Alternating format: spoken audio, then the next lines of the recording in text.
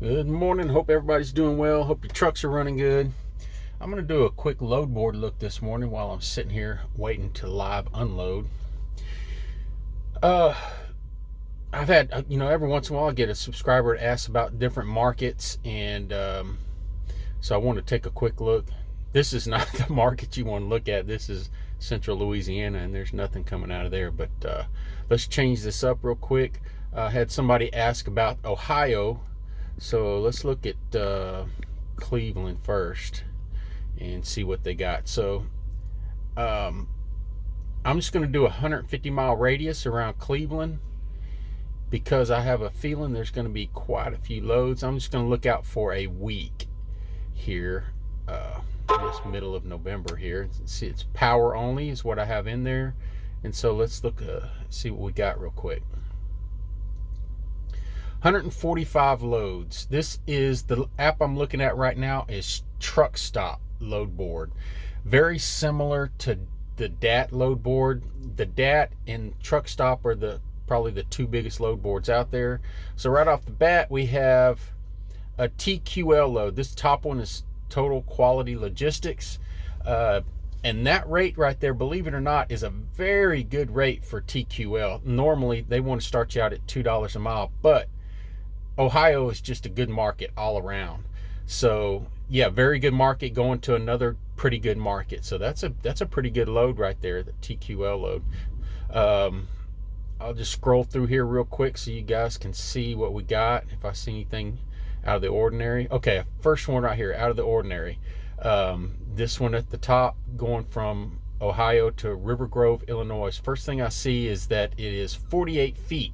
So let's take a look at this. Maybe a flatbed load. Let's see. Yep, a stack of 3 flatbeds. It says driver must have straps and must know how to secure a load. So this one, you will need some flatbed equipment. You don't necessarily need a headache rack or anything like that. You will need some straps, possibly some ratchets. Some of these, if they're brand new, some of these flatbeds don't have winches on them. So might be something you need to ask, or when you, like I've said in a previous video, you don't need many flatbed supplies, but I would have about 10 4-inch straps with ratchets, and so that would come in handy right there. A good paying load and easy. So let's look a little bit here. Rochester, New York. That's an okay rate. $4 a mile. A pretty light load, so going from one good area into a so-so area. Let's look. I'm just going to scroll real slow through here so you guys can see what it is. Now here's one. See, this doesn't make sense to me. They offer real good rates in other areas, but here's one going from Ohio into Florida. That rate for me to take it has to be way above $3 a mile for me to go into Florida, because you're not going to get anything coming out.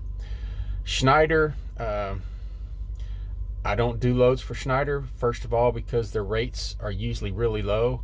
Secondly, if you're doing power only for Schneider, they usually want you to go hunt down an empty trailer somewhere, take it to where you're going to pick up the preloaded trailer, and do the same thing on the other end. It's just not worth the already low rate to me. And here's the normal thing you get from TQL. Going from one good market, Salt Lake City is a pretty good market too, but they're only offering a little over, well, not even $2 a mile on that. That just doesn't make sense to me, but somebody will take it. What I see a lot is people, there are so many drivers coming out of California, and they'll get to a certain area and they'll just take any rate to get back home. It just seems ridiculous to me. I'm not going to take anything for $1.50 a mile or something like that. And here we go. This one at the top, Wixom, Michigan, going to Orting, Washington. You will see this in every single market. And I think one of my subscribers said somewhere there in Orting, Washington, they have some kind of trailer facility. Maybe they refurbish these trailers, but you will get lots of these trailers going back to Washington there. Let's take a look at it. They're usually trailers that are very difficult. They're loadout trailers, so you can use them to get a load back to Washington. But as you can see, this is a 28-foot dry van, roll doors. It's going to be very difficult to find a decent load to put on that, because every shipper wants a 53-foot van with swing doors. But as you can see, you've got a bunch of those listed by all kinds of different people, same load. And sometimes what they do is they just change the cities to make it seem like it's closer to you, and then you find out, oh, it's the same load that was listed before.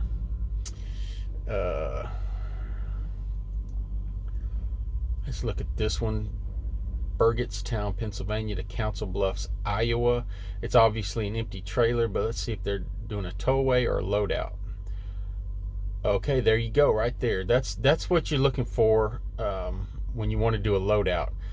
You can keep that thing for 10 days. It's a loadout, it's a dry van. The only other thing you would have to ask when you call on this is to make sure it's a 53-foot dry van with swing doors.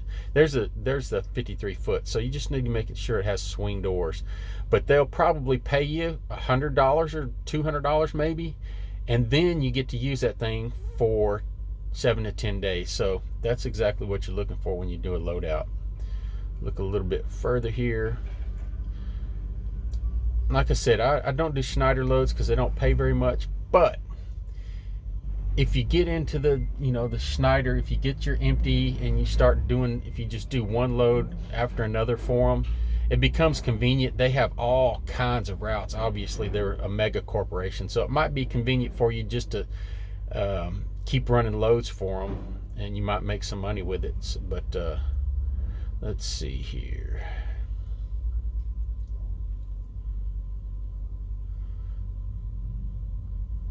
Let's look at the DAT board. Let's change this market here. Oh, let's see. Let's look at a different market on the DAT board. Let's look at how about Nashville, Tennessee. Let's look at, now the DAT board is a little bit different, and I'll tell you why here in just a second. Probably going to get just a crap load of loads on here if it will update. Okay, we got 73. So let's look here, see what we got. First of all, this one at the top, Cadiz, Kentucky to North Carolina, 500 miles, 50,000 pounds, and they're not even paying $2 a mile. So no, thank you. You wouldn't know it by looking at this, but Nashville is a very good market. Lots of freight going all different directions. But this one at the top, you can see right there in the middle, they want a straight box truck. So what I normally do on that board, you can just delete some of these and get them out of your way. And here's one for Coyote. Lots of people say, oh, you need to get on the Coyote board. They've got lots of good loads. They do have some good loads, but Coyote has, pickup appointments in the middle of the night. Then you have to have a drop-off appointment at a store. There's so much built-in wasted time. But here you go. I like I've said before, people say, get on the Coyote load board. Well, you don't necessarily have to do that, because most of the other load boards, they list their loads here as well. But here you go. This is going to be a round trip out of, it doesn't give you much information. But if you do go on the Coyote load board, 99% of those loads on there, they come out of a distribution center. And you have to have, they want you to pick up between 9 o'clock at night and 4 o'clock in the morning. And then you can't deliver until the next day at 6 p.m. And then they need you get to use their trailer maybe sometimes to get a load back. So I don't even, I've looked at Coyote all the time. I don't take it for granted, but I've never booked a load with them. just before those reasons. Here you go. Well, I was going to say this is a good load. Right here at the top, you see Nashville, Tennessee to St. Peters, Missouri. Now, if you look in the middle, it says a 48-foot, obviously it's a flatbed load, 58,000 pounds, and you're thinking, oh crap, I can't take that. What some of these agents do is they include the trailer weight in there, but we'll look at it and see if that's what they've done. Nope. Well, yeah, that's exactly what they've done. So if you see down here, the comments, need light tractor. So you got your 58,000 pounds, which includes the trailer. And then if you got a 20,000 pound tractor, you're good to go. It's an okay rate. Just depends on what you have to do with that. If you have to, do any securement or anything like that. But all right, let's move on here. Got one from Landstar here. That's a straight box truck, and just ignore that one. I'm just going to scroll through real slow so you guys can see. All right, here's one from Covenant. These are the ones I like to look at. If you see it, going from one, Hopkinsville to Hopkinsville, it's usually a round trip. And that's what I like. But let's see. Okay, this is a dedicated run. This is what a lot of people love, these dedicated runs, because it gets old scrolling this load board every single day, 50 times a day. So this one, it doesn't say what it pays, but this is a lot like, you'll see these, it could be a Walmart run, it could be a Target, it could be any store, but it's usually these runs will come out of a distribution center. You deliver to the store, then you bring the empty trailer back. And this one says 1, 2, and 3 day runs, Tuesday through Saturday.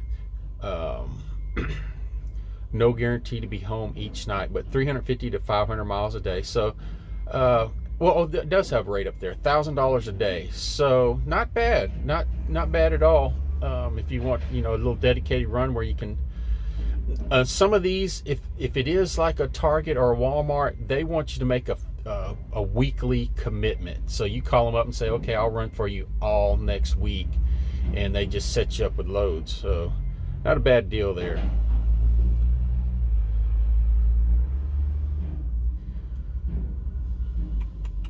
Scroll through here.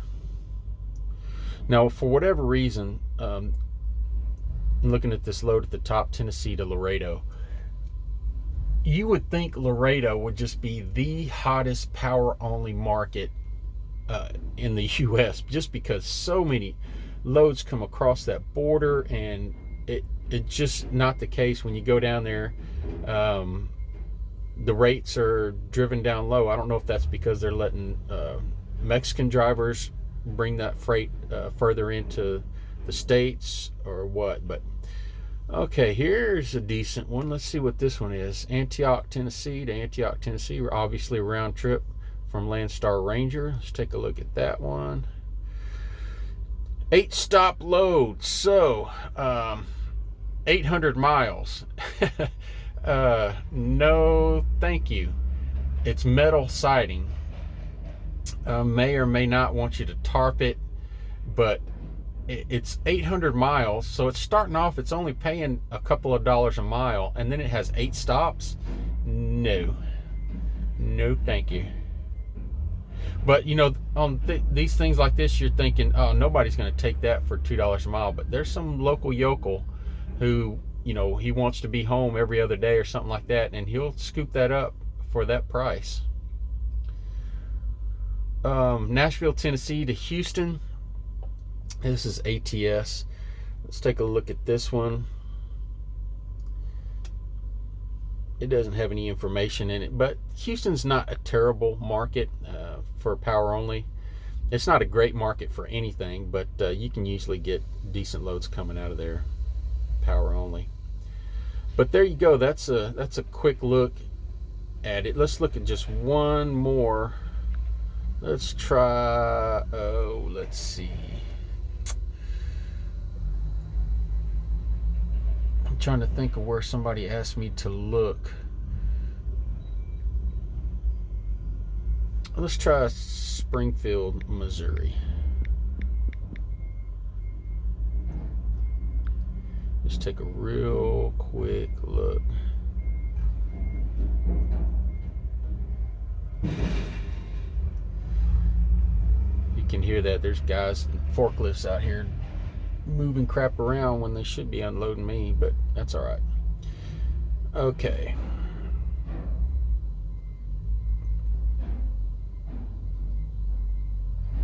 All right, here's a really good rate coming out of Springdale, Arkansas, going to Mississippi.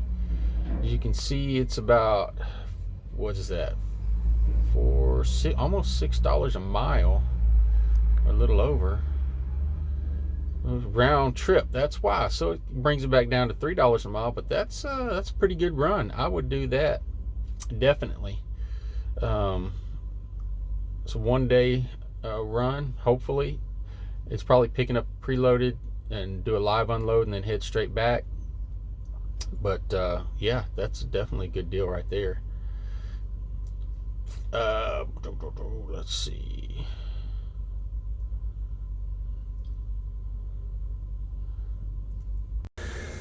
I'm going to point out real quick what van drivers have to go through. I don't have to go through this very often, but as you can see way out there by the road, there's a drive coming into this place. It's about 300 feet long, maybe 200 feet. Enough room for 2.5 trucks to park.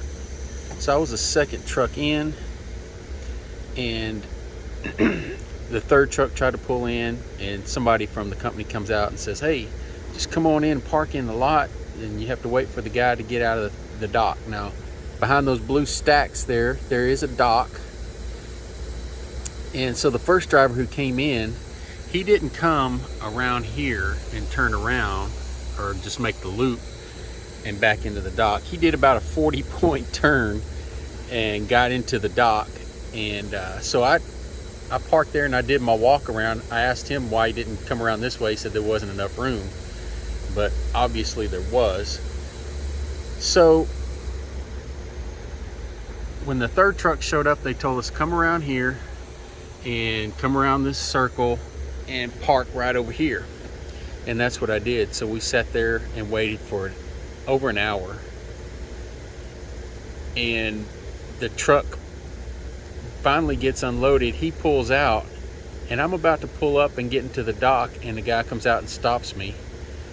And the third truck that had showed up, he backs him into the dock, and he tells me, oh, you need to go up here, this little spot right up here, make a U-turn, come back here and park and get in this dock.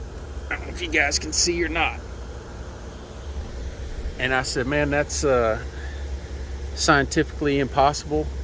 Even for a shorter truck, I wouldn't be able to make a loop around up there and come back down. He wanted me to go up there, make an entire loop around and come back down this driveway, pull over this way and back in. And I was already parked right here.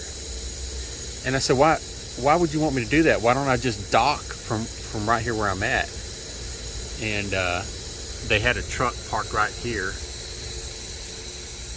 but ended up having to have everybody, he moved everybody out, and all I had to do was back up here and pull up in that space and back out.